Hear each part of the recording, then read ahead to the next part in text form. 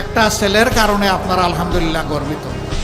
এ cricket বিশ্বে আপনাদেরকে আলোকিত করেছে, বাংলাদেশকে আলোকিত করেছে মুস্তাফিজ, তাই না?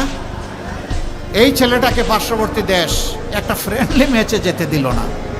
দেশের প্রতি, ক্রিকেটের প্রতি এটা চরম অপমান। বাংলাদেশের ক্রিকেট বোর্ড এরকম বিব্রতকর পরিস্থিতিতে ভারতে গিয়ে আবার টি-20 খেলার সিদ্ধান্ত প্রত্যাহার করেছে। দাবি ছিল যে এই খেলাটা শ্রীলঙ্কায় হোক, আমরা যাব। ক্রিকেট বোর্ড এই সঙ্গত দাবিটাকে মানল না। আমরা দুঃখিত, আমরা লজ্জিত। এখনো সময় আছে, আমরা অনুরোধ করি আপনারা আপনাদের সিদ্ধান্ত রিভিউ করেন। এরকম দুনিয়ার বহু দেশে ইতিহাস আছে, বিশ্বকাপ হয়েছে, কোনো একটা দল ইনসিকিউর অথবা ইনসাল্ট ফিল করেছে, সে বলেছে আমরা ওই দেশে গিয়ে খেলবো না, পার্শ্ববর্তী দেশের ভেন্যুতে আমরা খেলবো। সেই দেশ নির্ধারণ করা